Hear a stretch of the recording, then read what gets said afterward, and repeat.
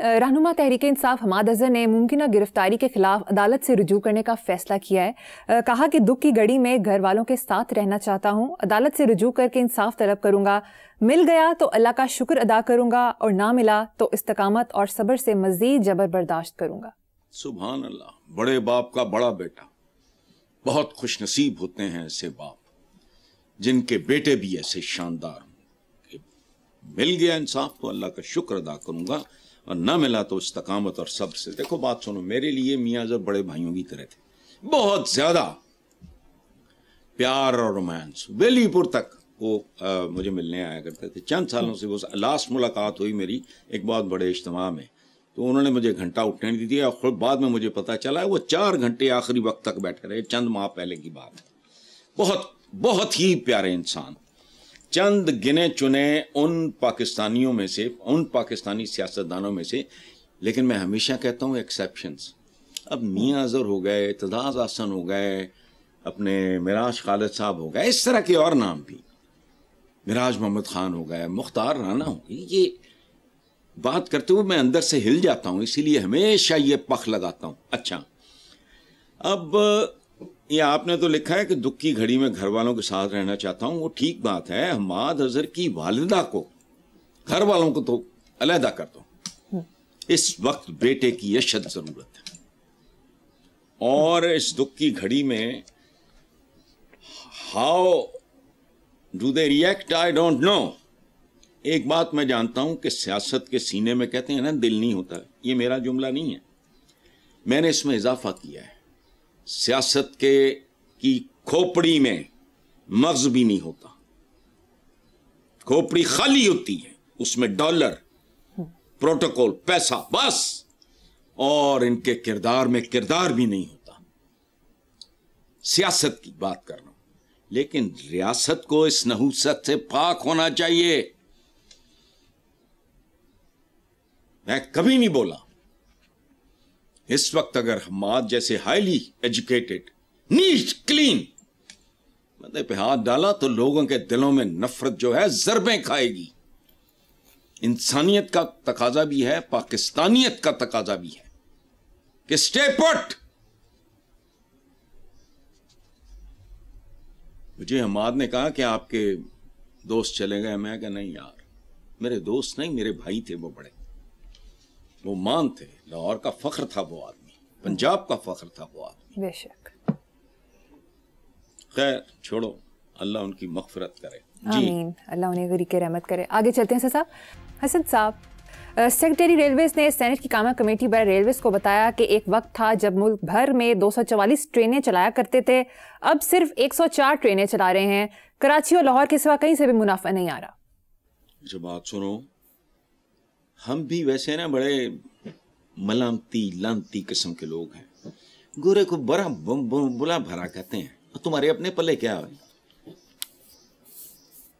Railway को मारो गोली, गोरा ना होता तुमने तो, तुम्हारे पास रेलवे होनी थी, तुमने तो सुकेड़ दी। और तुमने रेलवे के गोदामों से लोहे चोरी करवाए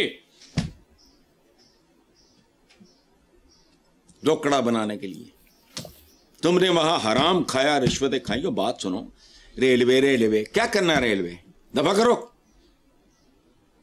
कराची चूंकि पोर्ट सिटी है और लाहौर एक पंजाब का सबसे बड़ा, तो बाकी यही कुछ होना था। बाकी क्या, बाकी खैर की खबर है कहीं? बताओ मुझे, स्टील मिल का क्या किया तुमने? लोग खा गए, रेलवे से लेके स्टील मिल तक। सुभान अल्लाह को छोड़ा है इन्होंने। अरे वो मामे बने इन्हें। अच्छा, और एक और बात, हम बड़े एहसान फरामोश लोग हैं। मरियम याद रखना, अगर गोरा ना आता, अब मुझे उनका एजेंट करार दे दो, यहूदियों का और उनका मुझे एजेंट करार दे दे, यहां कुछ भी ना होता। बर्नियर ने लिखा था, उसने कहा वही इनकी तो मुहर्रम लगा पल्लाई कख नहीं, इनकी तो फौजें ही कोई नहीं है, ये तो तलंगे से लोग हैं। क्या जो 6,000 10,000 5,000 होते थे उनको बवक्त जरूरत बुला रहे थे, वो कहता है इनमें तो आपस में कोई डिसिप्लिन है ही नहीं, तुम्हें तो चज की फौज उन्होंने दी, تمہارا بیوروکریسی کا جتنا نظام ہے,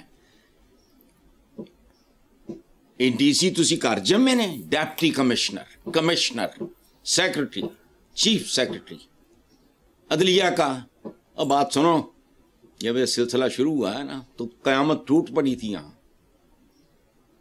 کس بات پہ؟ وہ ہندو اشرافیہ نے کہا وہ ایسی شودرا دے نال کھڑے ہوں گے. جاؤ جا کے تاریخ پڑھ کے دیکھ لو,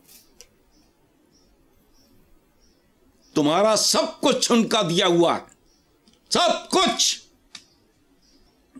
یہ جو آپ ریلوے کو ہو گیا تو فلانا ہو گیا ہے, یہ چیل کے گھونسلے میں ماس ڈھونڈ رہی ہے پوری قوم. جب تک ان کو عقل آئے گی پتہ نہیں کیا ہو چکا ہوگا, مجھے نہیں پتا. لیکن جب تک عوام کو بات سمجھ نہیں آتی, ہم بھی ڈھیٹوں کی طرح جب تک زندہ ہیں لگے رہیں گے. بس ختم. اور ایک بات سنو جی, اپنے قائد کی, قدرت اللہ شاہ کا میں نے ذکر کیا, یہ اس وقت جونیئر بیوروکریٹ تھے. یہ قائد کے پاس گئے کہ مسلم لیگ کو تباہ کرنے کا یا خراب کرنے کا یہ پلان ہے. میں بات کر رہا ہوں مسلم لیگ جینون. اس کے قائد اعظم انہوں نے ڈانٹا.